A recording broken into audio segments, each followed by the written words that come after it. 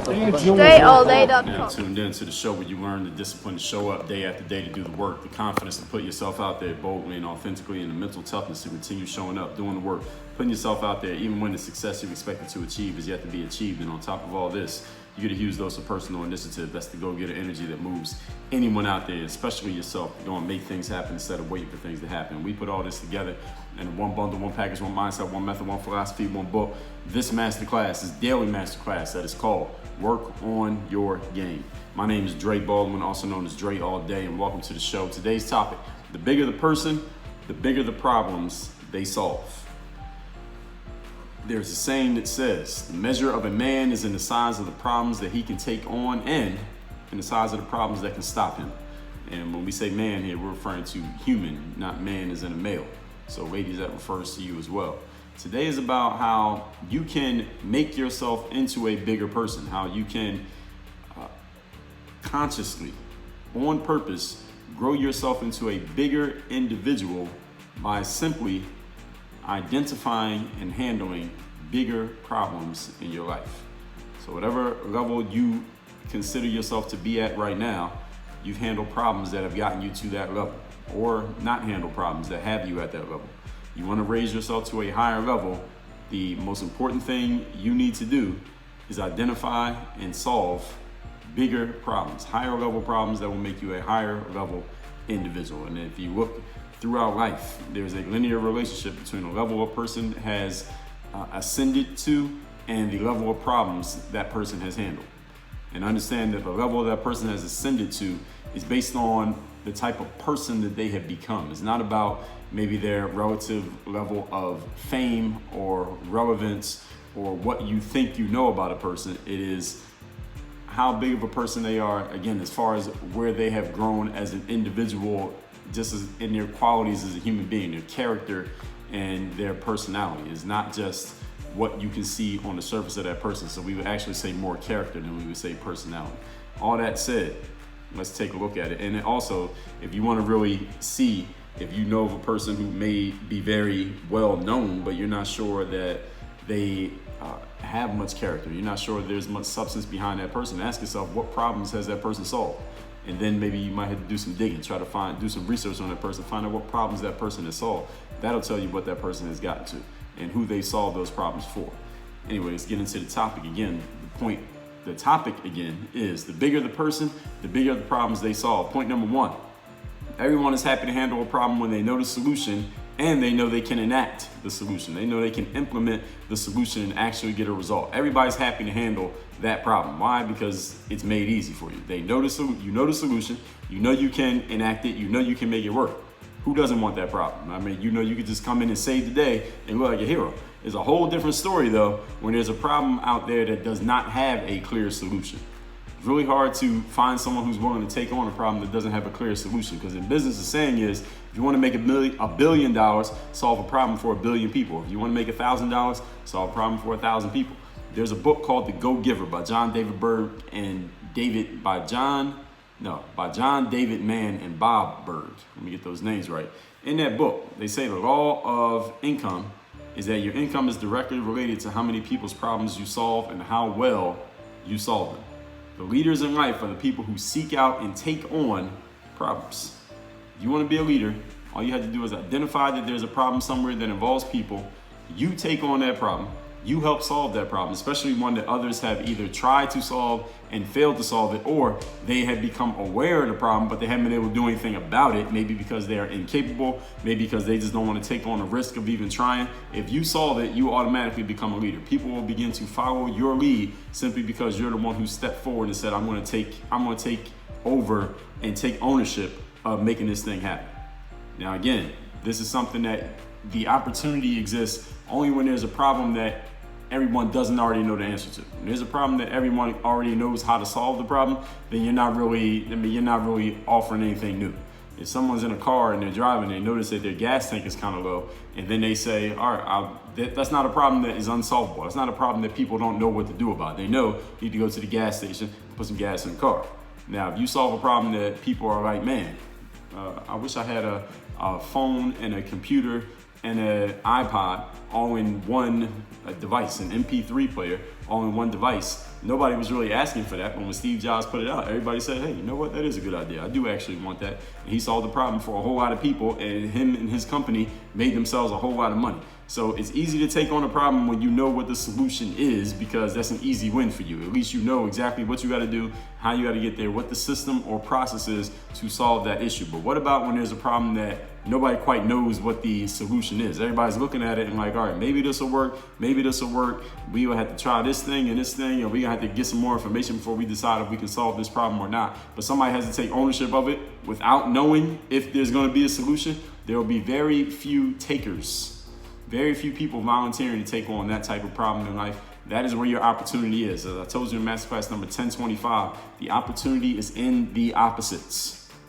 There's no opportunity in solving a problem that everybody believes they have a clear answer to. There is a huge opportunity in solving a problem that a lot of people look at and say, well, yeah, that is definitely a problem. I do agree that there's an issue there, not even a problem, but an issue there, but I don't know if it's solvable. I don't know if there's anything we can do about it. If you take that on and you figure it out, that's how you become a leader. I told you in a previous masterclass here, the problems are only problems because they have solutions. So any problem that doesn't have an effective solution or effectively has no solution is not really a problem. It's just a thing that exists. And I told you in masterclass number 1343 how to solve problems and add value. But if you want to create solutions in life, you must always be looking for how can I fix something. All right, when you identify a problem, you got to be looking for the solution. That's the better way of saying it.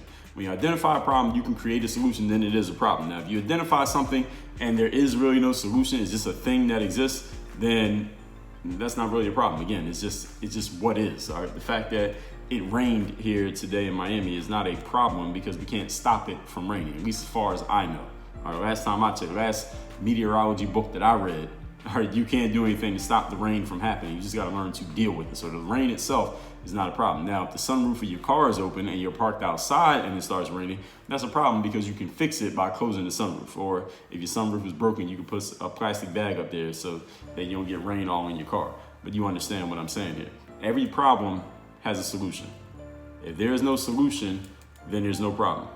Okay? And I told you in masterclass number 793 that the problem is not the solution. I told you in masterclass number 1471 how to always find solutions. In masterclass number 1298, how to be a solutions-oriented individual. So several masterclasses there where you can check out that we talked about problems and how to actually solve problems. And we don't talk about problems, we talk about solutions to problems, because that's what leaders do. They find solutions and their whole job is to produce an outcome that is favorable given the solution that they were handling. So everybody's happy to handle something when they know what the outcome is, but a leader takes on something that nobody knows what the outcome is and they figure out the outcome. That's what makes them a leader. Point number two, in today's topic, once again, is the bigger the person, the bigger the problems they solve. Number two, most people don't want to be responsible for any big, no clear solution problem that still has a clearly defined desired outcome, because there's a real possibility you might fail and it'll be obvious that you failed.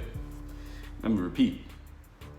Many people do not want to take on responsibility for any no clear solution problem that also has a clearly defined outcome, because there's a real possibility, since there's a clearly defined outcome, first of all, everyone can see whether you have solved it or not, because the outcome is so clear. You either did this thing or you didn't do this thing. And there's a real possibility, since the outcome is so clear and since there is no clear solution already in place, you may not be the one who figured it out. You may fail in trying to solve this issue, knowing that there is a clear solution, but you haven't been able to achieve it. You may fail here, and you may fail publicly. And a lot of people are going to know about it, and it's going to be obvious that you failed. There's no way you can explain around it. And this is why many people don't take on situations that have a clear outcome yet do not have a clear solution yet. A problem without a clearly defined goal, anybody will take on, because there's no way of measuring success or failure. If I just say, my goal is to fight the fact that it rains every few days in Miami during rainy season, I could take that on as my, my thing, my task in life, my calling in life. And I can build me up a nice audience of people who are supporting me. The problem is there's no clearly defined goal, or there's no clearly defined process for getting to that goal. Rather, the goal is that there's no rain ever that happens in the city. Well, we probably don't want that, but let's just say people wanted that irrationally right now. How do I get there? What are the steps to actually getting there? There are no real steps. I could just give a speech every day railing about the fact that it rains and railing about the rain and railing about how it messes up the roads and causes car accidents and all those things. None of those things is going to get me any closer to an outcome, but I can go chasing after that outcome. It's like chasing after the sun for the rest of my life. I can always say, hey, I'm doing this now. Now I'm going to do this. Now I'm going to do this. So it looks like I'm being very active, but I'm not being productive. Productive means you are producing something, such as a result, such as a desired outcome. Active just means you are using energy. There's a difference between the two. Now, if you're getting active, hopefully you want to be productive. You're getting active so that you can become productive, but you can be productive without having to be super active. You just got to know what questions to ask and which buttons to push. The problem without a clearly defined goal, anyone will take on, well, not anyone, but most anyone will take on, because there's no way of measuring whether this person is succeeding or failing. So you have a built-in crutch. But when there is a clear outcome to any desire or any task, you are now on the hook because everybody can see whether you're getting there or you're not getting there. People tend to sit on their hands when this is the case, that there's a clearly defined outcome, but the solution is not easy to understand, or the solution has not been found yet. Very few people will volunteer for such a role. So, I mean, why would they? Why would you sign up to lose, knowing that you're stepping into something that doesn't have a clearly defined outcome? You don't see a clearly defined outcome in your mind. Why would you sign up for this? You don't have any way of knowing how you're going to turn things around and make things start working in your favor in this situation. Who would want to do that? I wouldn't. I probably wouldn't sign up for that either. I want to at least formulate in my mind some way or some shape or reason to believe that I'll be able to figure this thing out. If I can't come up with it in my mind, I'm probably not going to sign up for that opportunity. But that's just me. Point number 2. Today's topic is the bigger the person, the bigger problems they solve. Number 3, if you do only what you already know, listen, you can achieve in life. Some people, when they talk about the comfort zone, they may imply that if you only do things that you already know how to do, that you will not succeed in life, that you're just going to grow stagnant and be doing the same things as the same person. That is not necessarily true.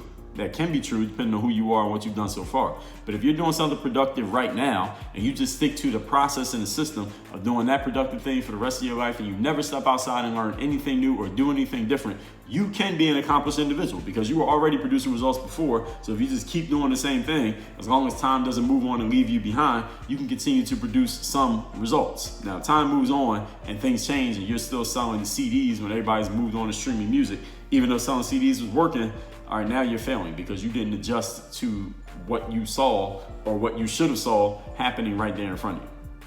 Now, if you adjust to it, then you may change a little bit. You could do things. You may change your processes such that it doesn't even look anything like the way it originally started, which is fine. But you're an evolving individual, so you should grow in certain ways. You can look back on yourself 3 years, 5, 20 years later and say, damn, I'm way different now than I was back then, simply because you stepped outside of your comfort zone.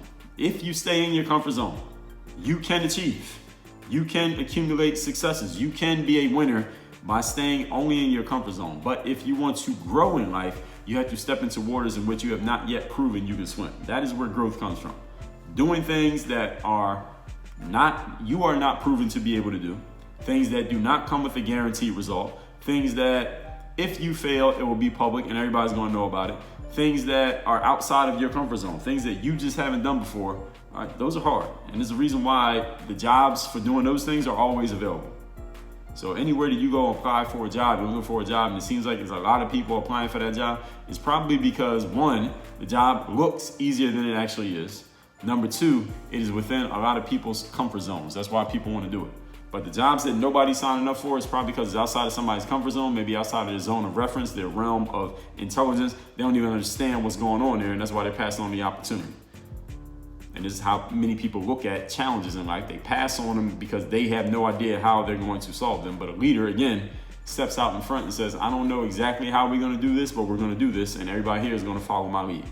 And people will gladly follow that person's lead, even if they announce that they don't know exactly how it's going to work out. Because people, especially when they get into situations of stress or challenge or anxiety or where their environment is pressing up against them, they will gladly follow someone else, gladly follow another person who seems to know the way, at least a lot better than the people who are following know the way. If you want to grow, you must step into waters in which you have not yet proven you can swim, and not only not drown, but you have to prove you can thrive. Growth, ladies and gentlemen, begins outside of the comfort zone. As it says, life begins outside of the comfort zone. In other words, You must take on challenges that you didn't know you could handle until you were chest deep in that water. That is the way that you grow. That's the way you evolve. That's the way that you get better. But you must be willing to do this consciously, and you must do it involuntarily. You must say, I'm going to go and join this group. I'm going to go and do this work. I'm going to go and hit the gym. Nobody's telling me to do it. Nobody's asking me. Nobody's cajoling me. I'm going to do it anyway. That's when you start to grow. That's when you start to evolve, and that's when you begin to actually develop. Not because somebody else says something, but because you decided to do something. That is when you grow. That's when you get better, because you took on a challenge and you're not quite sure how you would take on it, why you would take it on. Maybe you know why. You don't know how you're going to do it. You may not know how to execute any of the things that will be involved in this process, at least at first, but you stick with it because you had the mental toughness to continue showing up, doing the work, putting yourself out there, even when the success you expect to achieve is yet to be achieved. Because you have that mental toughness, the growth starts to happen inside before it happens on the outside. If you only do what you already know, yes, you can accomplish things. Some people will try to tell you that if you only do what you already know, you're going to be a loser and you're going to be in the same spot forever. No, if you're doing all right already where you're already at, then you can still continue to do all right. But if you want to grow, you want to get better, you want to go further than where you've gone so far, then you got to do something different that you haven't done so far. It's just the way that it works, or do it in a different way. One way or the other, but you have to change somehow in order to get yourself to that next level, whatever that next level is going to be for you. And you should know what it is for you. Recapping today's class, which is the bigger the person, the bigger the problems they solve. The measure of a man is in the size of the problems he takes on, the size of the problems that can stop him. We are talking about how to make yourself a bigger, more valuable person, character-wise, by simply handling bigger problems. Number one, everybody is happy to handle a problem when they know the solution and they know they can enact the solution. In business, they say you want to make $1, solve one person's problem. You want to make $10, solve 10 people's problems. In the book, The Go-Giver, they tell you your income is directly related to how many people's problems you solve and how well you solve them. The leaders in life are those who seek out problems that no one else has found an answer to, and they decide they're going to find an answer. Point number two, most people don't want to be responsible for big, no clear solution problems that still have clearly defined desired outcomes, because there's a real possibility that they might fail. People don't sign up for anything they might fail at, for the most part, and it will be obvious that they failed if and when they do fail. A problem that does not have a clearly defined goal, anybody will take it on because there's no way of measuring their success or their failure. So they can always say they're doing something, and there's no clear way to say, well, what you're doing is not working. So you have a built-in crutch. But when there is a clear outcome and everyone knows what that clear outcome is, you are on the hook, because either you will achieve it or you won't. It's black and white like that. Very few people volunteer for this role. Point number three, if you only do what you already know in life, yes, you can achieve, but if you wish to grow, you got to step in the waters which have not yet proven, in which you have not yet proven you can swim. And then you got to not only drown, but you got to thrive. Growth begins outside of the comfort zone. In other words, when you start taking on challenges that you didn't know you can handle until you were chest deep in the water. You want to be a bigger person, find bigger problems, and start dealing with them today. Work on your game. Dre all day.